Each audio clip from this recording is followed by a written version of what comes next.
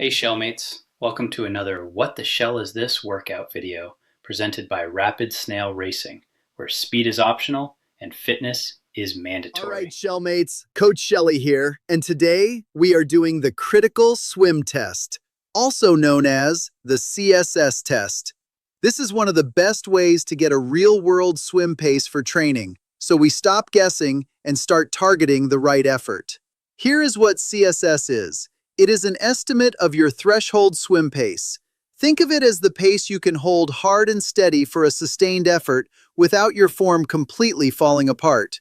Once we have it, we can set training targets that actually match you, and we can retest every few weeks to prove progress. Now let's walk through the exact test steps you are going to follow. Before you start, ensure to do a good warm-up and then take about 5 minutes to fully recover. You want to begin this test feeling fresh, not already cooked. Step 1 is your first test effort. You are going to swim a 400-meter timed swim at maximum sustainable effort. That means hard and steady, not sprinting the first 50 and then hanging on for dear life. When you finish, record your time in seconds. Next is a longer rest period. You are going to rest for 5 to 10 minutes. And we want that rest to include some active recovery so your body stays loose. During that rest period, do a simple recovery set, something like 2 by 100 meters with 1 minute rest and then 4 by 50 meters kickboard, taking 30 seconds rest between each 50. After that, keep it easy and relaxed until the full 5 to 10 minutes is done. The goal is to be fully ready for the next effort. Now, step 2 is 2 times 200s. Swim 200 meters at maximum effort and record your time in seconds. Then take 5 minutes of recovery. Easy swimming is fine. The goal is to reset. After that, swim a second 200 meters at maximum effort and record the time in seconds. Once you have both 200 times, take the average of the two. That average is what we will use for the CSS calculation. Here is a quick reality check. The two 200 efforts should make sense compared to your 400.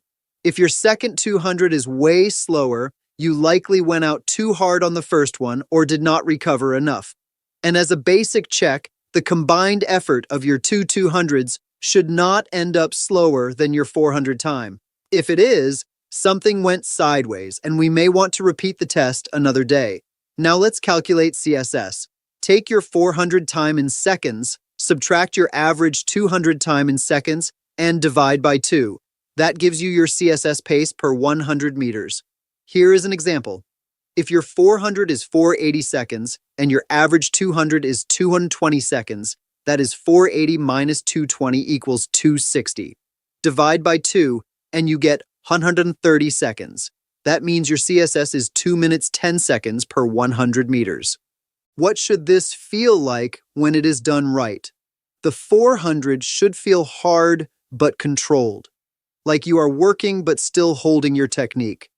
The 200s should feel faster and more intense, but not so wild that your stroke falls apart. A few common mistakes to avoid. Do not skip the recovery. Do not turn the recovery set into another workout. Do not sprint the first half of the 400. And definitely record your times in seconds so we can do the math cleanly. Rapid Snail takeaway. This test is not about suffering for the sake of suffering. It is about getting a number we can trust, so your swim training paces are based on you, and your progress is easy to measure. Speed optional, fitness mandatory.